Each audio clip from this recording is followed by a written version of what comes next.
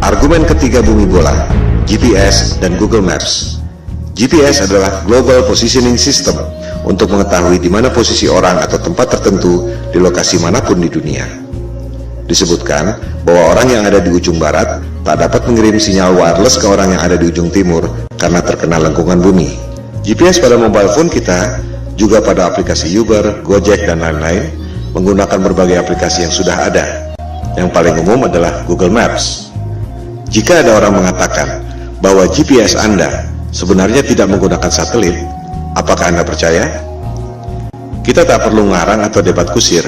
Mari kita dengar sendiri apa yang dikatakan oleh Google tentang Google Maps. Google Maps for mobile has solved this problem with a new beta feature called My Location.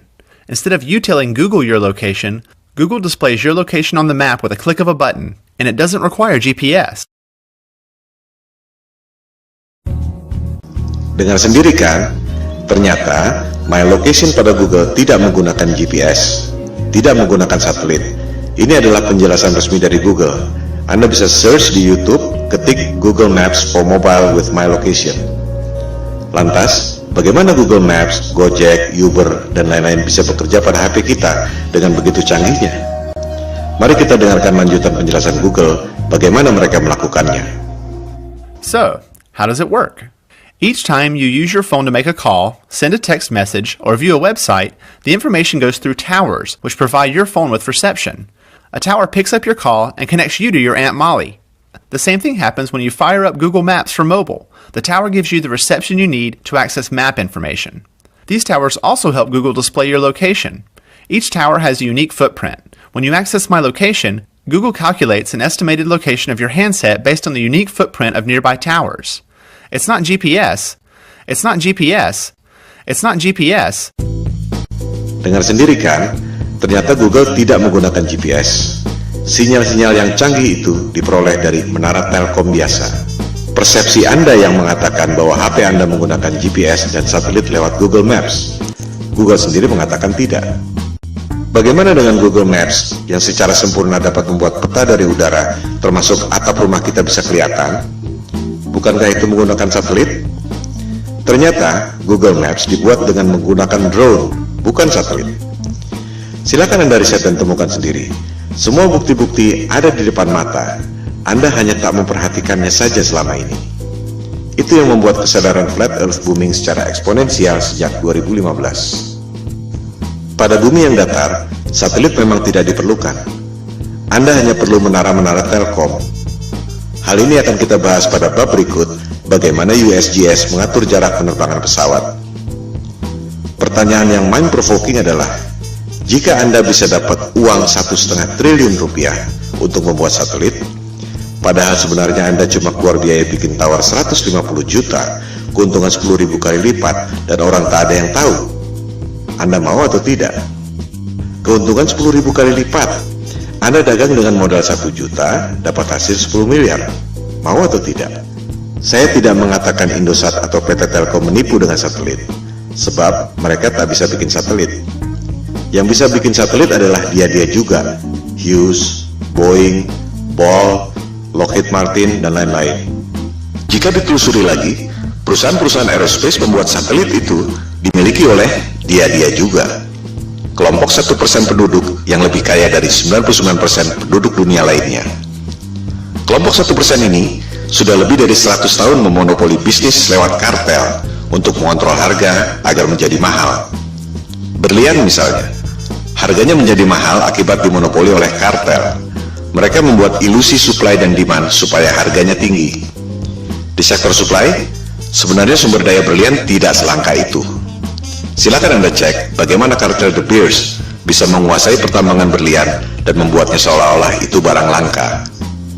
Di sektor demand, kartel membuat ilusi seolah-olah berlian adalah kebutuhan manusia. Seolah-olah perkawinan Anda tidak afdol jika cincin kawin Anda tak ada berliannya. Itu sebenarnya adalah propaganda marketing yang dimulai tahun 1940-an.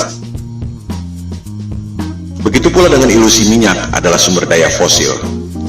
Minyak adalah senyawa hidrogen, oksigen, dan karbon, disebut hidrokarbon, yang berasal dari perut bumi. Tak ada bukti bahwa minyak berasal dari fosil tumbuhan dan dinosaurus. Itu adalah ilusi yang diciptakan oleh Rockefeller agar harga minyak menjadi tinggi. Rockefeller mengundang saintis ke konferensi Jenewa tahun 1892 untuk memulai propaganda bahwa minyak berasal dari fosil dinosaurus dan tumbuhan. Padahal, fosil adalah benda padat dan hidrokarbon minyak adalah benda cair. Fosil yang berasal dari makhluk hidup tak pernah jauh dari permukaan bumi. Sementara, manusia mengebor minyak sampai kedalaman 10 km dan tak pernah ada bukti bahwa fosil ditemukan di kedalaman itu. Tak semua orang menyadari bahwa media-media massa besar di dunia dimiliki oleh 6 perusahaan saja. Si kelompok 1% itu mampu memonopoli informasi yang diterima oleh 99% penduduk dunia lainnya. Hal ini yang disebut sebagai propaganda, mind control. Jika kelompok super kaya yang 1% itu, atau disebut elit global, mampu mencuci otak Anda lewat pendidikan, media massa, dan film-film, ilusi marketing yang membuat harga berlian dan harga minyak menjadi tinggi, apakah mereka tak mampu membuat ilusi tentang satelit? Kembali pada soal GPS. Tak semua orang menyadari bahwa GPS digunakan sejak tahun 1973 yang merupakan bagian dari teknologi militer. GPS berasal dari teknologi sebelumnya yaitu LORAN atau Long Range Navigation dan Decca Navigation yang digunakan sejak Perang Dunia Kedua. Of its equipment, which makes it very easy to operate and maintain once you understand a few fundamentals. To provide worldwide coverage, the Omega system will use 8 VLF transmitting stations. One in Norway, another in Trinidad, one in Hawaii, and another in north-central United States. Of the remaining, one is in the Indian Ocean, another in the southern part of South America, one in the Tasman Sea area, and finally, one in the Western Pacific. Apa yang membuat Anda berpikir bahwa dunia militer yang didesain buat perang membela negara tiba-tiba jadi malaikat yang menolong umat manusia di negara-negara lain dengan memberikan teknologi gratis? Disinilah jelinya the global elites yang sudah lebih dari 100 tahun memperoleh profit dengan cara menipu orang, scam, money laundering, transaksi fiktif, you name it. Demikian halnya dengan NASA. Apa yang membuat Anda berpikir bahwa NASA adalah badan eksplorasi yang bekerja untuk kepentingan dunia? Siapakah NASA? Coba kita lihat keterangan di webnya sendiri. Jelas ditulis di situ bahwa tujuan pembentukan NASA tahun 1958 adalah berkaitan dengan Perang Dingin, di mana Rusia berhasil meluncurkan Sputnik tahun 1957. Majalah Times menjelaskannya lebih gamblang. Judulnya, Alasan yang Menyedihkan Tapi Familiar tentang Pembentukan NASA. Disebutkan, tujuannya sangat membumi, yaitu office politics, bukan untuk kepentingan umat manusia di dunia. Budget NASA 2016 adalah 19,3 miliar dolar atau sekitar 256 triliun per tahun. Hasilnya, kebanyakan adalah propaganda CGI. Motivasinya, ada 256 triliun motivasi di situ. Bisnis adalah bisnis, di mana ada peluang, pasti banyak kepentingan. Bukan hanya pegawai-pegawainya, tapi juga kontraktor-kontraktor besarnya. Roket memang diluncurkan, tapi jika diperhatikan, arahnya tak pernah lurus ke atas, selalu melengkung dan akhirnya horizontal. Karena memang tak pernah lewat dari low Earth orbit, sekitar 500 km dari permukaan bumi. Seperti yang dikatakan Times tadi, tujuan pendirian NASA sangat membumi, yaitu office politics. Pertanyaannya, untuk politik dan kepentingan siapa? Seperti yang telah disebutkan di awal, persoalan flat earth ini bukan debat kusir, bukan omong kosong, bukan adu ego, bukan adu pintar, melainkan ada hal lain yang lebih fundamental yang sangat berhubungan dengan kehidupan kita. Pada pembahasan selanjutnya, di video-video berikutnya, kita akan membahas hal ini. Ilusi bumi berbentuk globe memang sengaja dibuat oleh para globalis atau biasa disebut elit global. Mereka lah yang membuat berbagai krisis, perang, termasuk menjauhkan manusia dengan ketuhanan lewat dogma-dogma sains modern dan ilusi bumi globe. Kita sebenarnya tak perlu bayar biaya telekomunikasi mahal-mahal, tak perlu bayar listrik mahal-mahal, tak perlu bayar bensin mahal-mahal.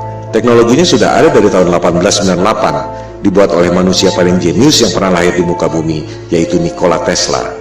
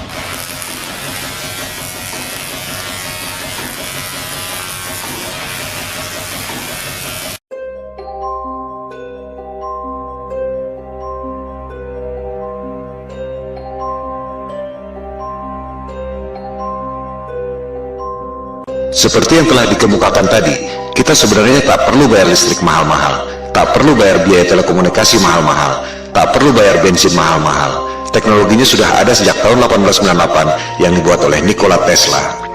Itu sebabnya ia dikucilkan oleh JP Morgan, salah satu pentolan elit global. Hal-hal seperti itulah yang dilakukan agar kelompok yang 1% itu bisa mengontrol 99% penduduk dunia lainnya.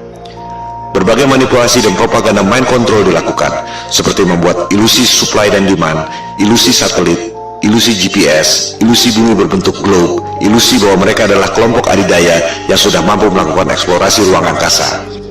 Bangkitnya kesadaran flat earth merupakan ancaman bagi mereka. Oleh sebab itulah pemaparan ini diberi judul Konspirasi Bumi Datar. We don't have time for a meeting of the Flat Earth Society.